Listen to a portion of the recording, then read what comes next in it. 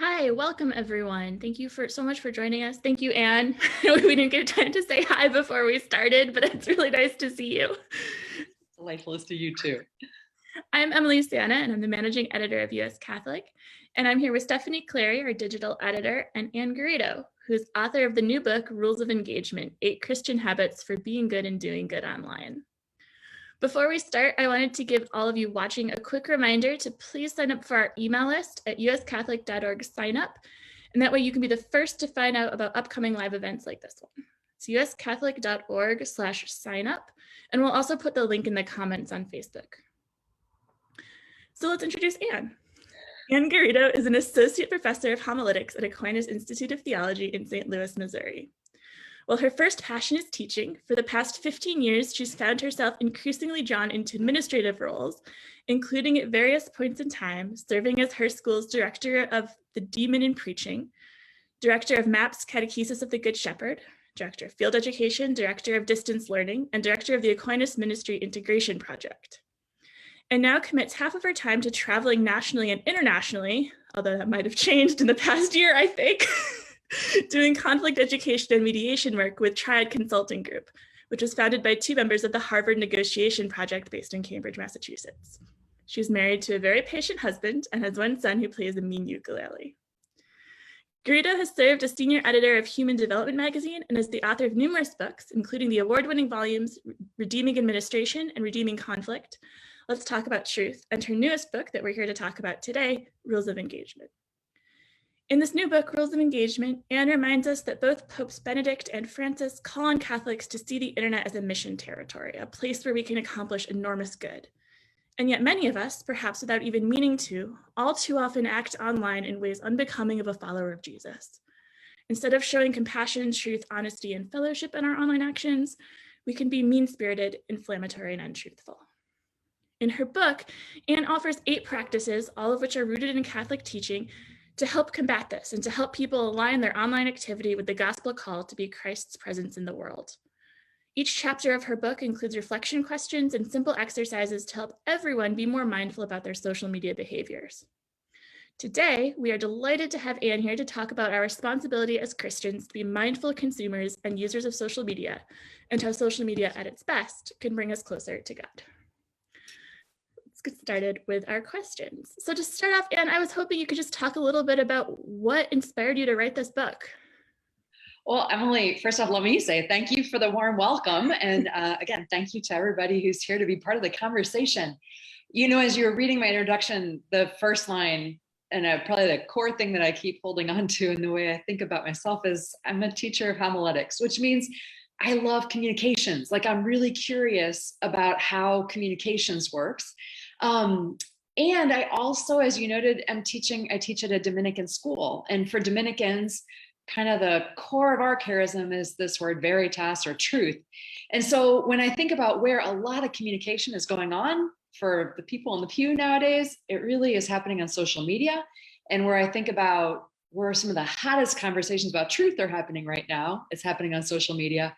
So writing on this topic was something that a couple of different interests of mine to converge.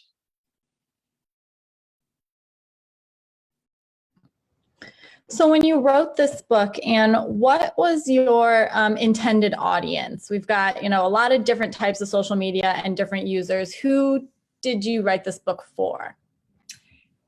Any adult Christian. Sometimes I've written in the past for like a particular group, like administrators or preachers, but this I really meant for any adult Christian.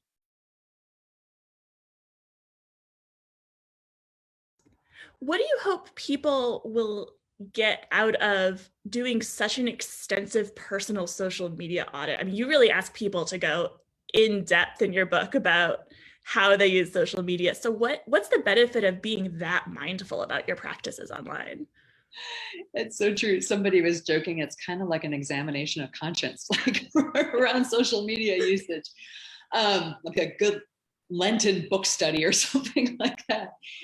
I think for myself, coming from a background in theology, there are these core truths that we hold about God, or images that we hold about God.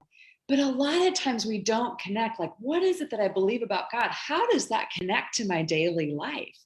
And so for myself, an ongoing goal throughout my life is like, how do we bring theology into our day-to-day lives? And again, if I'm living a lot of my life on social media, how should theology be informing my practice there?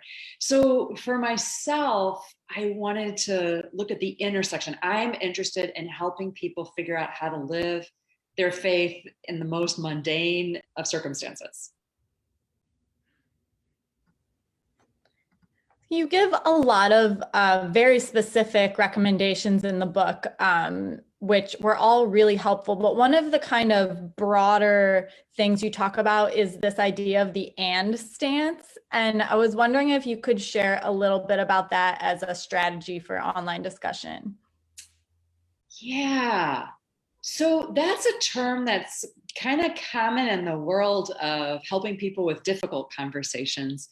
When we're dealing with questions of intent and impact. So in daily life, when I'm having a conversation with you, I'm able oftentimes to see just by your body language or kind of the expression on your face, whether or not what I've said landed, whether or not it made sense in your circumstance, or if I've accidentally stepped on something. One of the things that I think makes social media so difficult is that oftentimes we don't really have we never have a physical person right in front of us, right? And so it's hard for me to see, did I, like in typing something really quickly, just because I'm trying to be fast, or I'm texting on my phone, I have fat thumbs, like, did I come across sharper than I meant? Did I come across more harshly than I meant? And I can't see how your eyes react on the other side. I can't see what your body does. And so a lot of times I might have really good intentions with what it is that I'm posting online. Like, I've got great reasons why I think this would be interesting to you. But what I don't know is the impact that it has on you. I don't know how it strikes you. And a lot of times what happens is we sanitize our intention. Like, you shouldn't be hurt, because I had a good intention and I meant to be funny, right? On the flip side of it, oftentimes on social media, we often get our own feelings hurt, or we'll look at something and be like, that's out of line, that's beyond the boundaries, or that's not really funny.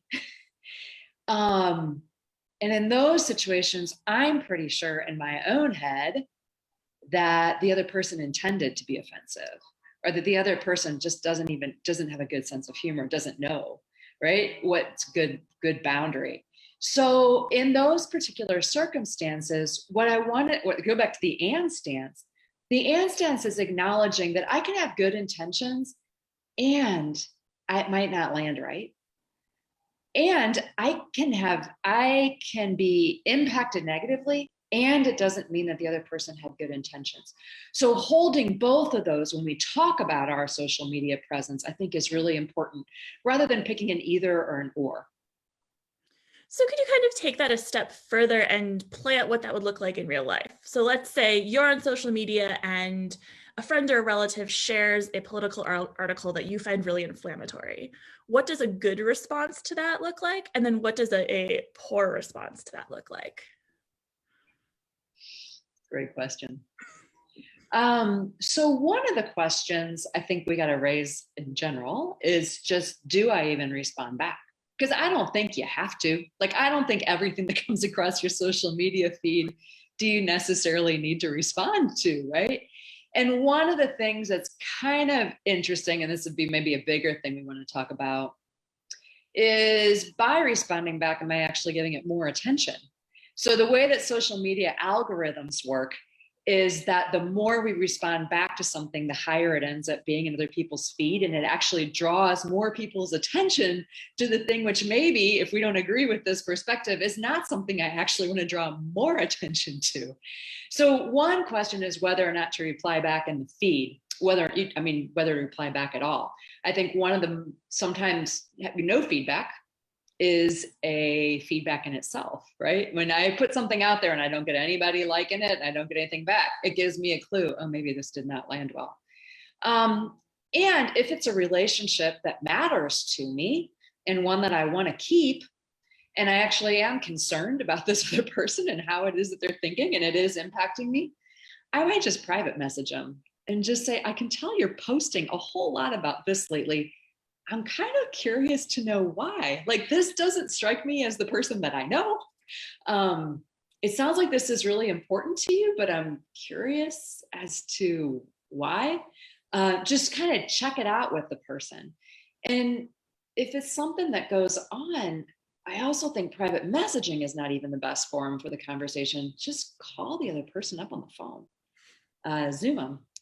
Now that we're vaccinated, hopefully go out for coffee, just like check in with the other person rather than necessarily get into a debate. I don't know that sometimes the platforms are ready to hold the depth of conversation we need to have. What a radical suggestion. call them on the phone. Oh, I know. Who knows how to use a phone anymore? So that kind of speaks to where you begin your book with this just general question of asking yourself why you're on social media to begin with, right? And is this something that I should take offline? So is there a bad or a wrong reason to be on social media in the first place? Fabulous. So underneath everything that I talk about in the book, and this is where I'm talking about, where does theology meet everyday life? For me, as a Christian, theology is grounded. Now, this is going to sound crazy when I say it, so bear with me. Theology is grounded. We have a belief that God is Trinity. Okay, you're like, what on earth does that have to do with social media? When I say that God is Trinity, it means that God and God's very being is relationality. God and God's very being is relationship. And so when we are baptized in that water and we're dunked underneath that water, and it said, in the name of the Father and the Son and the Holy Spirit, that is a way of saying you, each and every one of us, you are called to live a radically relational life. You are called to participate in God's Trinitarian life. And so ultimately, you are built for a life of communion with God. And everything that happens on this planet Earth is to prepare you, right? Even right now in your baptism, you are entering into communion with God.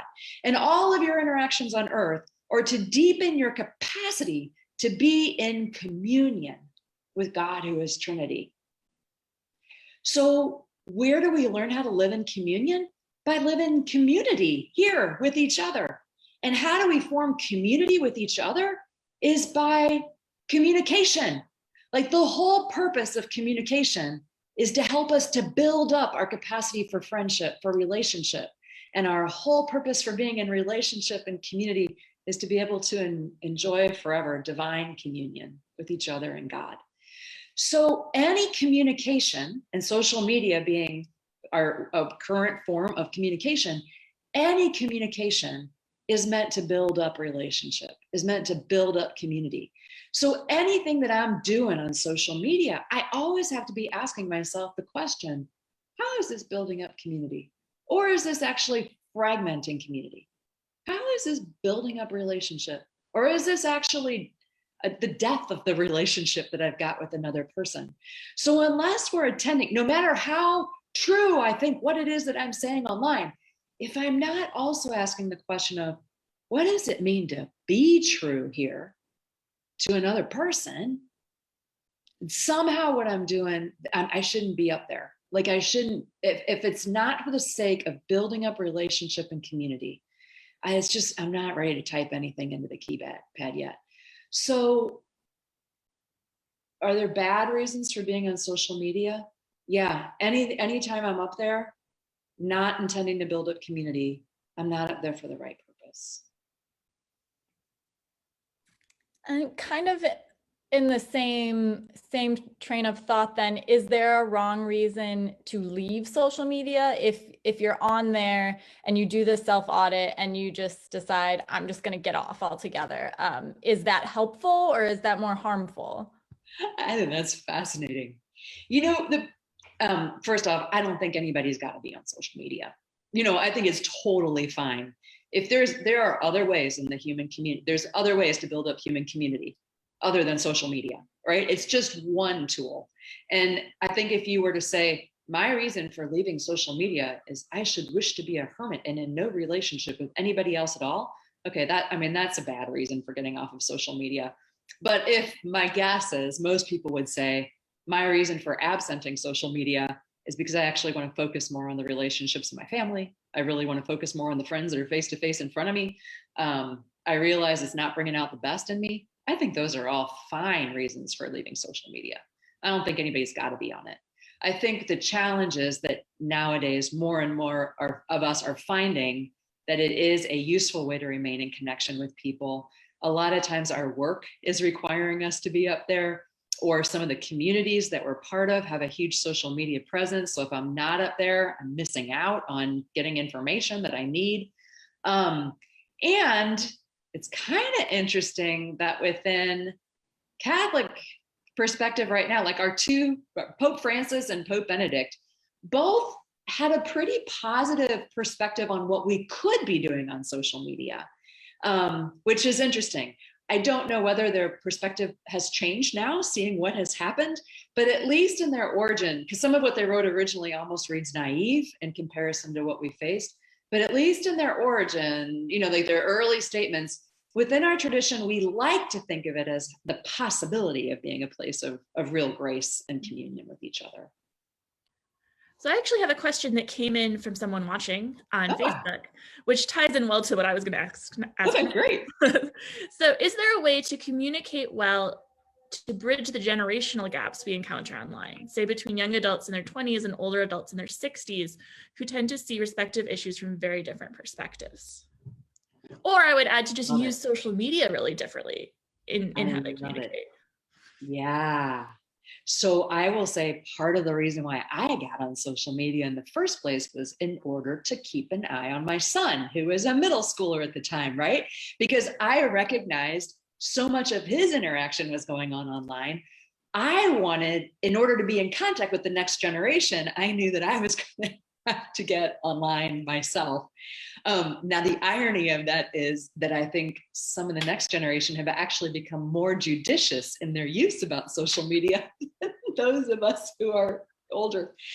And that the reasons why we're on social media across generations tend to be a little bit different. Our practices on social media, I think, tend to be a little bit different.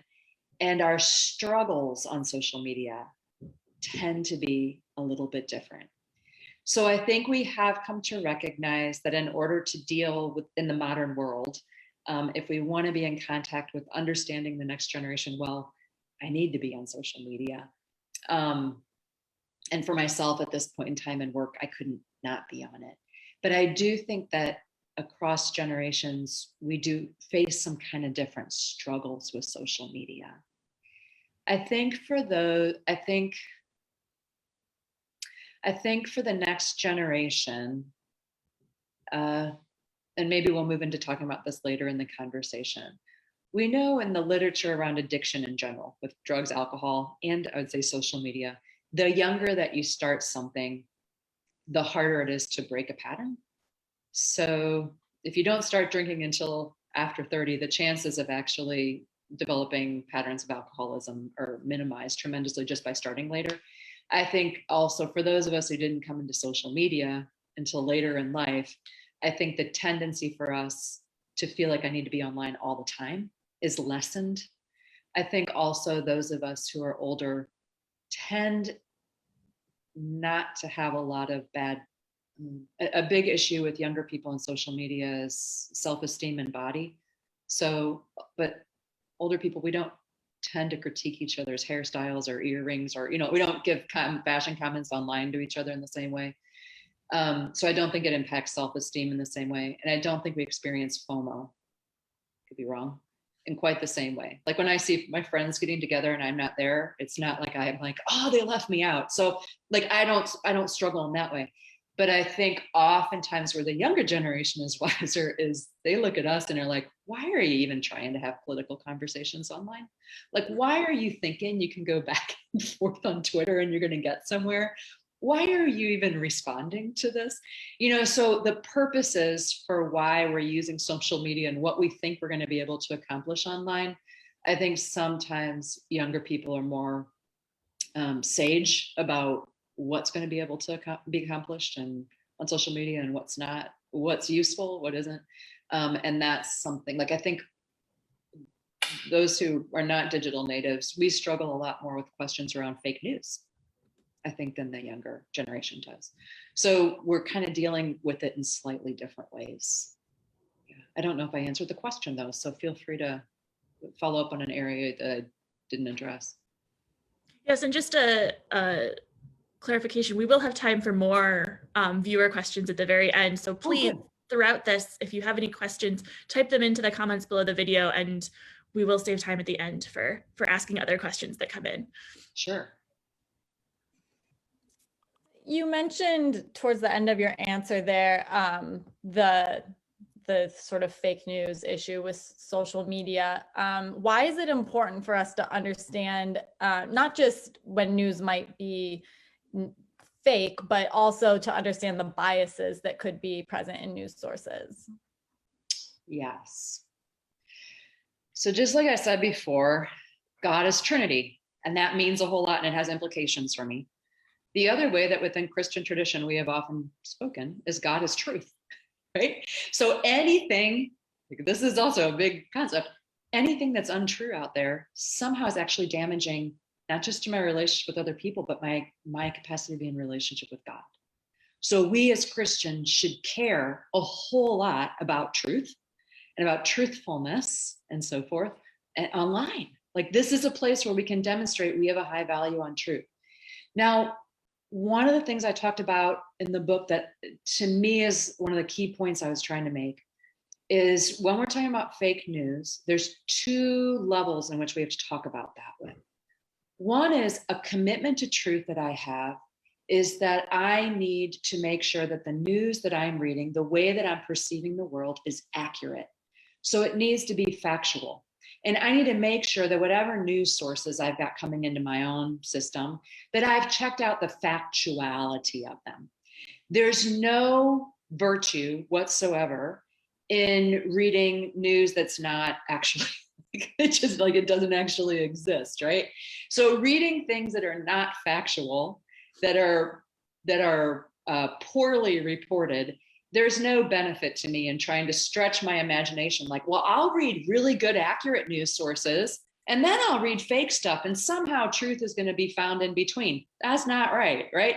I need to make sure first that I'm only reading sources that have high journalistic value to them, right? And so I can check things like ad fontes media to make sure, like, I will tend to read things that come in high factuality. But within that, and this goes to your question about bias, there's a lot of facts out there, right? And which ones I'm considering relevant, which ones I think have more weight, which ones do I think I should be acting on, which ones should be informing the way I'm building a picture of the world, those will tend to lean in a couple different directions, because the world's a big place and I can't have all of the facts all of the time. And so I want to be able to think about, like, the way that I perceive facts, the way I perceive reality is shaped by my race, my culture, my religious tradition, my socioeconomic class, the way that I was educated, all kinds of different things, my life experience, my family of origin. And there's a lot of different ways to read the facts. There's a lot of different ways to interpret them and to figure out which ones are most relevant and meaningful in this situation to figure out a way forward. So while I will only read sources that are highly accurate, I will read sources that come from a multiplicity of different perspectives. So I don't think bias is necessarily a bad word. I do think there's a real value within Catholicism with a small c, meaning universal, right? I think there's a real value for us to try to get as broad of a perspective as possible. Now, do I read from the far left or the far right? No, because what they're doing is manipulating the facts and twisting them to a particular agenda. But does it mean that I'll read in this spectrum, right? Yeah, it does. And I'll try to read, if I'm reading a story from a newspaper that leans a little left, I'll try to also read a story about that same topic from a newspaper that leans a little bit right. If I'm reading from something that comes in the US, I'm also going to read about how is that from a high quality news source in another part of the world. That's what we're talking about, kind of like broadening my perspective. So given that we all live in kind of these echo chambers on social media, right, of people who mostly believe like us, do you have any advice for finding that information in across the spectrum that is not fake, that we know we can trust? Yeah, so I've subscribed to a couple of high quality news sources that I know because they regularly appear. If I check it like on Media Bias Fact Check, or if I check it on Ad Fontes, I know they regularly appear as accurate news sources, right? And so then I'll subscribe to a couple that are in kind of the middle and a little bit of swing in both directions. If an article comes in and I don't recognize the source, I either go right past it, or I go, before I give it any credibility, definitely before I share it, I go and check out what is the backstory on this as a source. And I try to give very little time to, don't pay attention to it, don't even write back, just let it sink in my algorithm. I think what you raised, though, Emily, is a really challenging question, is then, do I end up getting into a kind of like an echo chamber because I myself, my friends oftentimes think in a very similar vein as I might think about stuff. So when I'm thinking about my friendship group, do I particularly look out for who are friends I've got that I just want to make sure I'm not going to unfriend them because I disagree with this, because oftentimes they bring a slightly different perspective than what I would bring, right? And so is my friendship group wide enough that I'm getting a diversity of different perspectives? And even from the news sources that I've chosen. Like I said, I've still already cultivated it to make sure that there's some diversity of perspective there. That being said, with the echo chamber, one of the things that we're finding out about the way that the algorithms on news sources on platforms are built is that even when the platforms try to put into our news feed cross information, like information from other perspectives, what they find is that the users oftentimes don't engage that information. And so sometimes, like, I do think, and maybe we'll get into this, but I do think that news platforms, or not news platforms, social media platforms do have an obligation to try to not create echo chambers, but sometimes user choice reinforces the echo chambers. Because we as users, the goal of the social media platform, the business model, is to keep a user on as long as possible, because that's how they're going to raise the most ad money. And they know that users stay on longer when they're given information that they know that that user has clicked on before and that they're interested in. So it keeps us in this circle. They're going to keep giving us more of what we want. So the most helpful thing we could do would be to conscientiously on our own choose some other things to read, but do it wisely. We had another question come in from somebody who's watching, asking if there are social media platforms that, just by the way they're set up, are better at communicating truthfully than others. That's a great question. So my first answer, to be all honest, is I don't know. I have some intuitions around this, but I don't know. I think one of the challenges right now is that different platforms are serving slightly different audiences, and they're intended for slightly different kinds of conversation. And one of the challenges is that the way that platforms are set up, period, I'm not sure that they're intended. I'm not sure that the platforms themselves have enough heft for the depth of the kinds of conversations that we're trying to have on them. And as far as I know, all of the platforms have a similar business model, which is they're trying to keep you up there as long as possible in order for them to be able to get as much ad monies as possible, because we're not paying for them. So a platform that is, and I know we're not really interested in this as the consumer, but any platform that's really going to be designed for human conversation is going to have underneath it a different sort of business model, which means that we are probably going to need to pay for it. And so I think, like in university settings, like how far do you extend what constitutes a social media? But there are definitely platforms that are more built for human conversation, but they tend not to be built within the same business model. And then they're also not going to be as popular.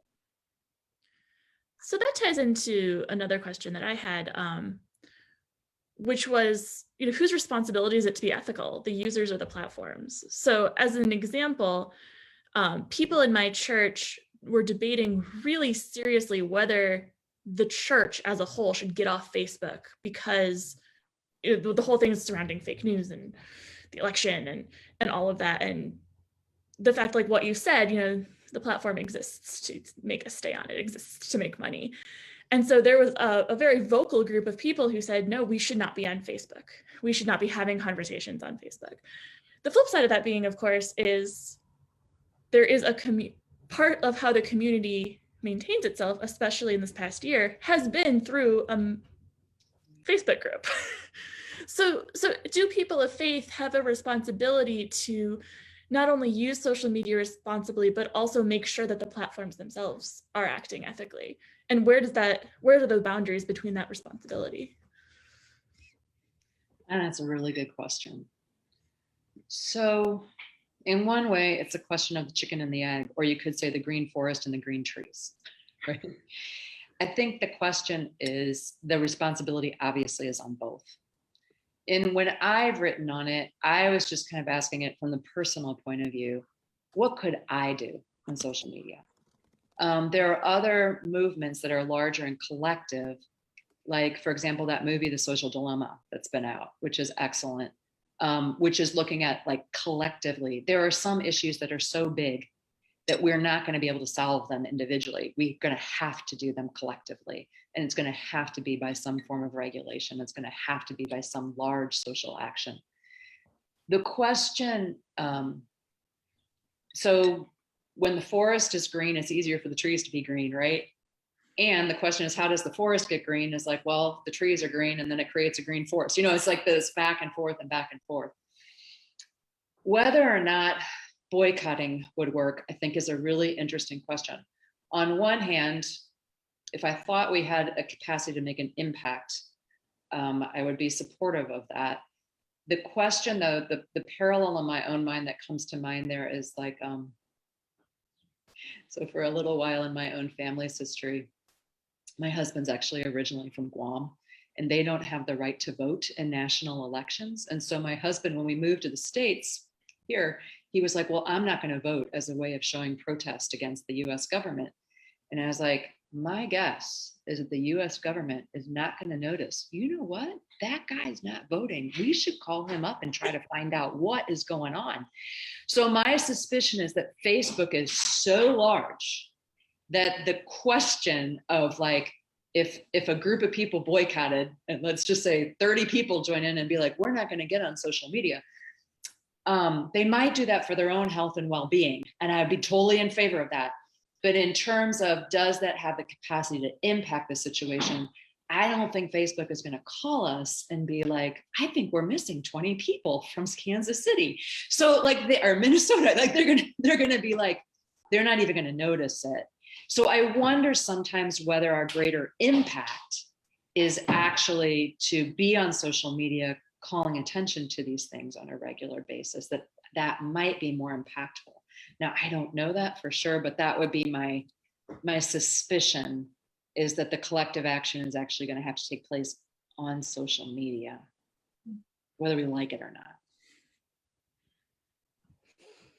Another listener question, with all, especially when we're talking about like boycotting and the influence we can make, is it possible we're taking social media too seriously? And does that take away from our greater conversation about Christian community in the world? So I wonder if maybe taking that listener's question into kind of the direction of, what role does social media play here at its best, and then also maybe at its worst? Mm-hmm. So I get a little bit depressed when I say this, but at this stage in the game, I don't think we can take social media too seriously as a people, like as a community. The impact that it is having right now is so strong on the next generation of how people are communicating with each other.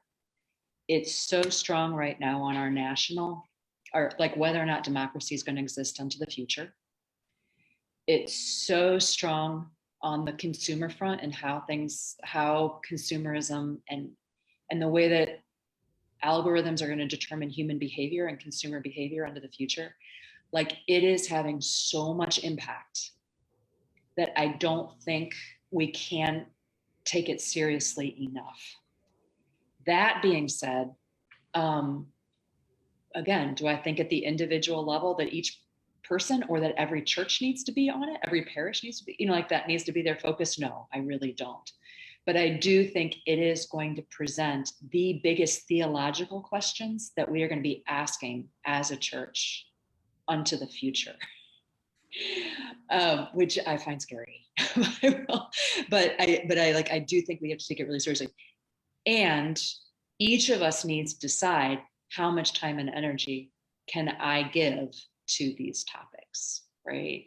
So one of the things which I do really think about a lot in the closing of the book is how much time am I going to spend on social media? How much time do I want to spend on social media? How much time, because I think there's a difference also between saying how much time am I going to spend on social media and how much time am I going to deal with the bigger questions around social media in our society. I think it's possible to, but a lot of the way those questions are going to be handled into the future are going to be through the social media platform and use. So I think I still want to ask us as Christians to keep raising, even on social media, the big questions around how much face-to-face time have you had with your family? When's the last time you saw somebody in person?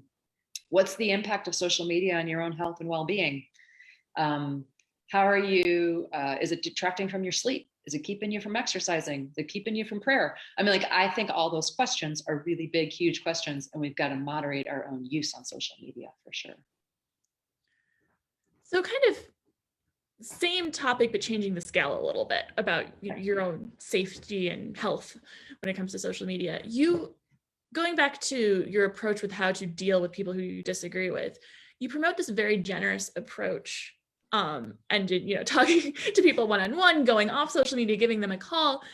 And yet I can imagine there are instances where it's not just an issue of disagreement, it's an issue of like your human dignity is at stake, depending on what the other person has posted.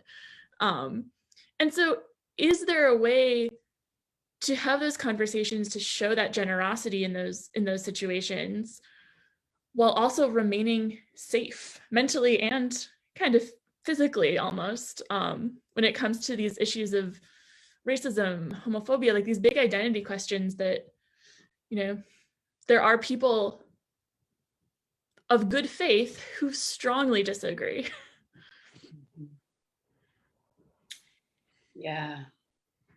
I mean, Emily, this is where the rubber hits the road, isn't it? Right.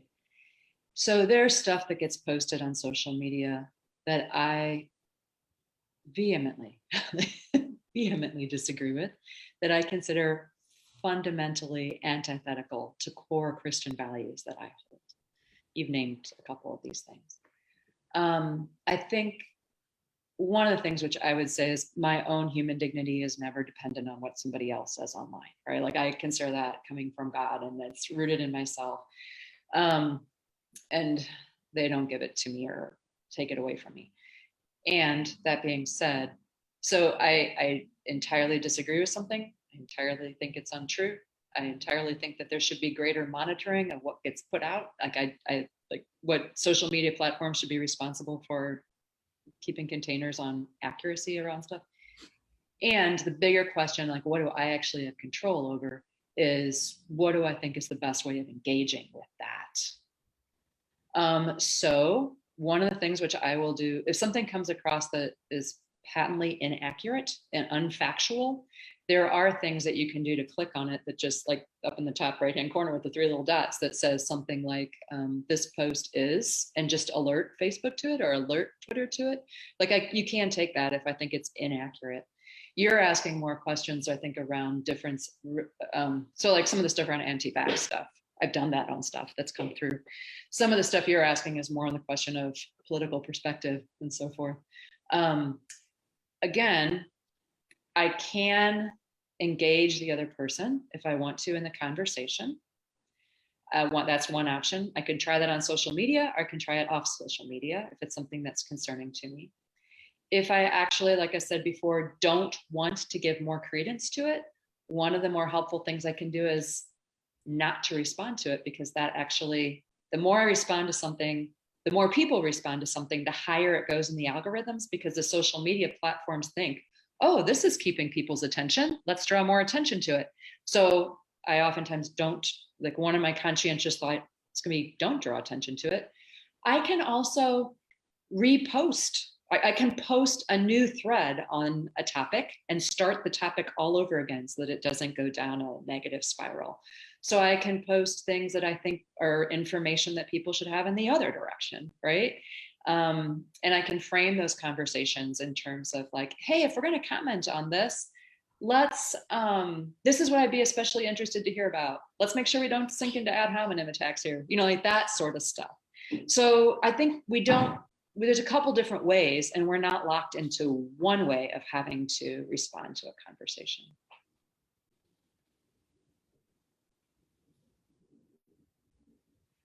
So how can our social media use, we've talked a lot about how it can hopefully, like at its best, bring us closer together with each other, connect us when we can't physically meet, even serve as kind of a parish space when our churches have been closed. How can social media bring us closer to God? Well, one thought is that God has communion, right? Anything that brings us into deeper communion with each other also brings us into deeper communion with God. And anything that fragments our relationship with other people also fragments our relationship with God. Like those are so closely linked in my estimation. So for myself, how has social media helped, I think, deepen me spiritually? There's a lot of great stuff out there that I read online, right? Like there's a number of great Catholic publications that I regularly read because I'm on the move a lot. I don't carry magazines around with me as much anymore. You know, I'm most likely to maintain my ongoing education around what's going on in church life is from a couple, not all, but a couple of very high quality publications. Like I'm reading those through my news feed. And those I think have helped keep me educated around my own faith life. I think that's been really helpful for my faith life. I think I've come closer to God because people will post things they want me to pray for, or I can ask for prayers on social media. I think that's been helpful for my relationship with God. I think it's helped me to keep in contact with some people that otherwise I would have totally let go of in my life, who have continued to broaden my perspective around things that are going on in other parts of the country or the world that I wouldn't have known about if it wasn't for social media. And in that sense, it's drawing me closer to truth. So all of those are possibilities, I think, for how we get closer to God or fall away from God on social media. So I want to make sure that we leave some time for viewer comments, but I have one more question I want to ask you first, Sure. Which is that if people are feeling overwhelmed by the scope of what you ask them to reflect on in your book, do you have one or two suggestions of ways that they could get started being more mindful about the way they're using social media? That's awesome. You know, I mean, the great thing about the 8 habits I talked about in the book is that they don't have to go in any particular order. So you could just pick a chapter a month to look at, or like maybe over Lent again, or Advent or something, or like, one a week, or something like that to reflect on. You don't have to read them all at the same time. The other thing you can do is the chapters can stand independent of each other. And so what I would say is you can go in and just pick, because as we talked about earlier, we each have different challenge zones, right? So for me, I can really quickly get wrapped up in because I'm a little bit of a news junkie, I can get a little bit wrapped up in the truth question. So I probably need to check my social media feed, especially around that. And so I need chapter 2. If the struggle for me more is I struggle with getting off of social media, then I would say read the chapter that's related to that. So we could each just pick one zone that we wanted to be intentional and work with. And you don't have to do them in order. You can start in any place. Thank you. So we have a couple more questions, and I think more are coming in. And please, if you're watching, please type in your questions to the comments, and we're getting them as they come in. So here is one. When it comes to anti-racism work specifically, is it wise to involve social media in that, or is that more of an individual, personal, in-person journey? So one of the ways that like I always talk about, social media is a huge platform for learning, right? And the more that we see our friends are very interested in a particular topic and we see what they're reading, it makes we begin to maybe take an issue with greater seriousness. So I would say I have a number of friends who've been really, really active in anti-racist efforts, and they post about things that they're reading regularly online, and they give me some really great stuff to read. So I find that I have definitely learned and grown from people being willing to take strong stances on that online. Is it helpful to actually try to debate people with, so if you've posted something and people fight back in the debate, back and forth, is that a helpful venue in which to do anti-racism work? Probably not.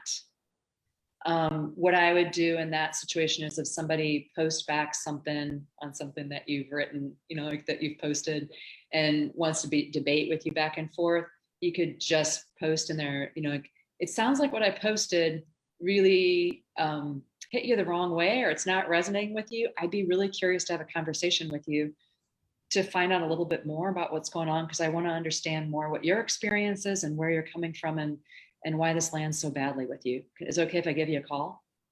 And just kind of take that offline, because the debating heads thing, I don't think is moving the conversation forward. But the sharing of really high quality information, I think that makes a big difference. Another question that came in, we hear sometimes, especially around Lent, like you've mentioned a few times, people talk about taking these social media breaks. Is that helpful, or are there other ways that can help us avoid this kind of burnout that we also hear people talk about in terms of how we use social media? I think taking a break and doing the social media fast, I think that's fabulous. I think that's I think it's really good. Every once in a while, it's kind of interesting. The research on what leads to change of behavior is that something has to be a pattern for at least 30 days to really change a behavior. And so when I come back to it after 30 days, it's like kind of hitting a restart button, a reset. And I think 40 days, all the better. So I think Lent every year for so many of us becomes a kind of a reset button for us to recognize, am I sinking into some pretty compulsive behavior there that I'm having a hard time shaking? And just like we could do that with food or drink, we can do that with social media, and we can come back with a different perspective or a different lens. And we might actually need a profound period of fasting in order to hit that reset button. And I think Lent's a great time to do that, but I don't think you got to wait till Lent. If you recognize you're sinking into some behavior, like, gosh darn it, I recognize I've been doing a lot of scrolling. I need a reset. I don't think you have to wait till Lent to do that.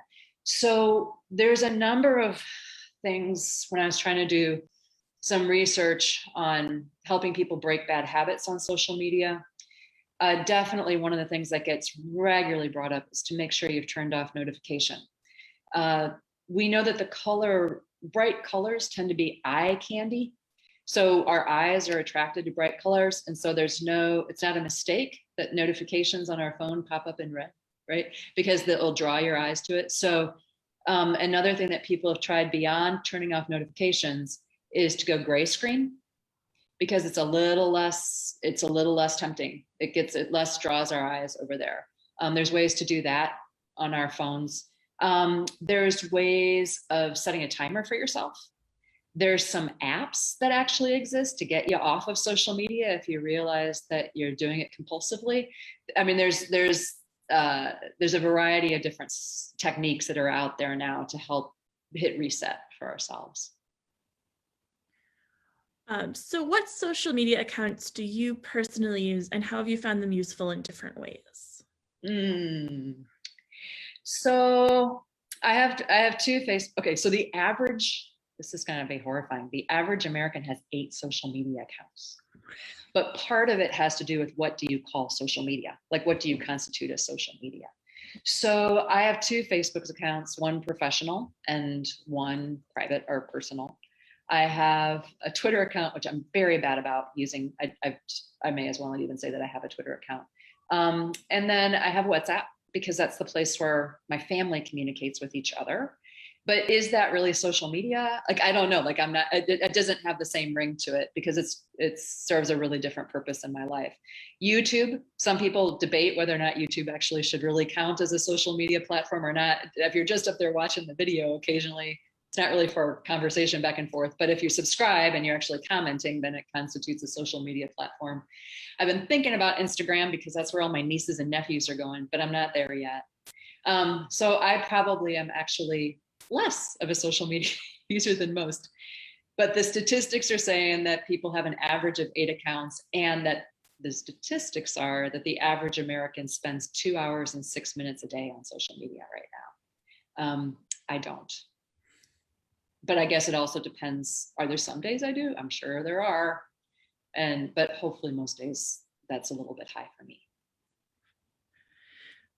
So we have one last question that came through, which are, what are some of the things we might hope for in the future of social media in relation to the future of our individual and collective behavior on these platforms?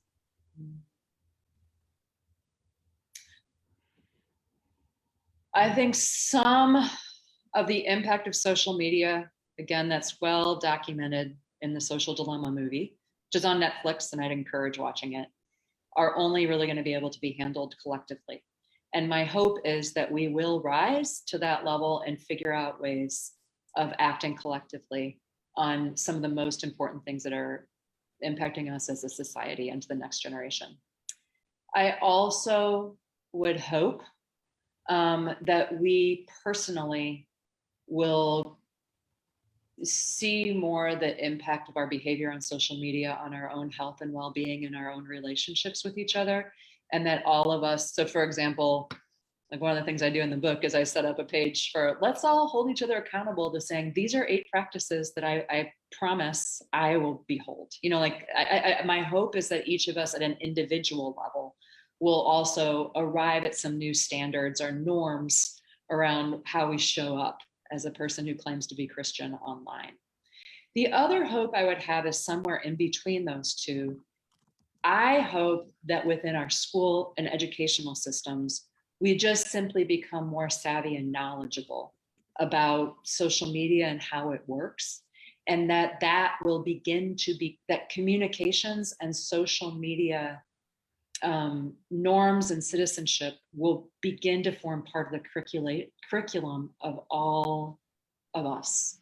So there's some great stuff that's coming out, like digital citizenship curriculum from Common Sense Media, that, you know, like it has lesson plans for kindergarten through 12th grade.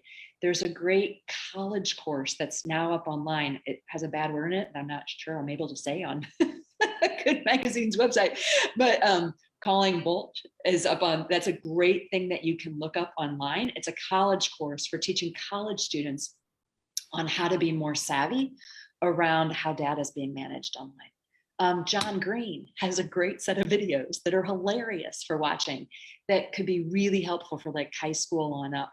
So just, I hope that we're all going to do more. And again, because of the church's commitment to truth, I hope that the church will become part of this as part of its social justice platform of building up a more just world. We're going to need to become more conscientious and offer more educational opportunities for parishioners and so forth around social media as a core a Christian issue of concern.